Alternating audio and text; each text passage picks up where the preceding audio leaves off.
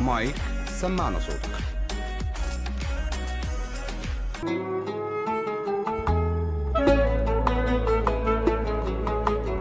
أهلا بيكم في حلقة جديدة من برنامج 5 فن. معاكم أنا زينب مصطفى من مايك. وزي ما وعدناكم كل حلقة بنتكلم عن نجوم الفن في رمضان، والنهاردة معانا الست القادرة على التحدي والمواجهة. هنتكلم النهاردة عن الفنانة الموهوبة أمينة خليل. ولدت أمينة خليل في قاهرة المعز في مصر في 29 أكتوبر عام 1988. هي من عائلة فنية، فعمها هو الموسيقار يحيى خليل، وده اللي خلاها تحب الفن، وده اللي خلاها كمان من وهي صغيرة تدرس الباليه وتتعلم الغنى وتتجه للتمثيل. درست التمثيل في الجامعة الأمريكية وتخرجت منها عام 2009.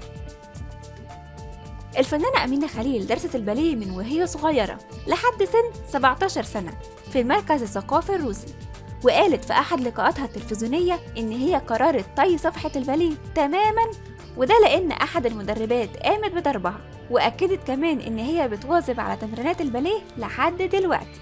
شافها المخرج مروان حامد بتغني في أحد الحفلات، فرشحها للعمل مع الفنانة يسرا في مسلسل شربات لوز، وده كان عام 2012. ونقدر نقول كده إن البداية الحقيقية للفنانة أمينة خليل كانت في عام 2012. وبرضه في عام 2012 شاركت في مسلسل طرف ثالث وفيلم عشهم، وأعادت نفس التجربة مع الفنانة يسرا وشاركت معاها في مسلسل نكذب لو قلنا ما بنحبش، كان عام 2013. وشاركت في فيلم المهرجان اللي اتعرض في بداية 2014. برعت الفنانة أمينة خليل بتقديم دور نازلي خلال مسلسل جراند أوتيل اللي خطف الأنظار بأناقتها وأزيائها. المسلسل كانت بتدور أحداثه بين الفترة 1940 و 1950. بجانب جراند أوتيل قدمت عدد من المسلسلات، كان أهمها صاحب السعادة مع الفنان عادل إمام عام 2014، وليالي أوجيني بدور كريمان شاهين. وشارك في بطولة مسلسل ليالي أوجيني عدد كبير من النجوم، كان منهم ظافر العابدين وانتصار وإنجي المقدم وأسماء أبو اليزيد وكارمن بصيص ومريم الخشت. وفي عام 2015 شاركت الفنانة أمينة خليل في فيلم خطة بديلة وفيلم سكر مر، وكمان شاركت في مسلسل ستيفا اللي مثلت فيه حلقتين الخامسة والستة بدور نورهان. وفي عام 2019 مثلت في مسلسل أبيل بدور سما، وشاركت كمان في فيلم 122 بدور أمينة. وكمان شاركت أمينة خليل في فيلم الخلية بدور سلمى، ومسلسل لا تطفئ الشمس بدور إنجي. أثارت أمينة خليل جدل كبير جدا بمسلسل ليه لأ، واللي قالوا عليه إن هي بتحرض البنات على التمرد. مسلسل ليه لأ سيناريو وحوار دينا نجم ومجدي أمين، وكانت بتغني تتر المسلسل الفنانة أمال ماهر بأغنية اللي قادرة على التحدي.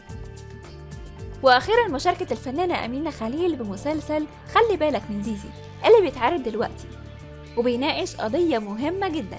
بيناقش المسلسل خلي بالك من زيزي قضية بيعيشها معظم البيوت المصرية، وهي فتاة بتعاني مشاكل زوجية وبتقع في العديد من المشاكل مع زوجها وبتحاول الخروج منها. مسلسل خلي بالك من زيزي بطولة الفنانة أمينة خليل ومحمد ممدوح وعلي قاسم وصفاء الطوخي وسلوى محمد علي، ومن إخراج كريم الشناوي. الوقت بيجري معاكم بسرعة للأسف، وخلصت حلقتنا معاكم النهاردة. كنت معاكم أنا زينب مصطفى من برنامج 5 فن على مايك.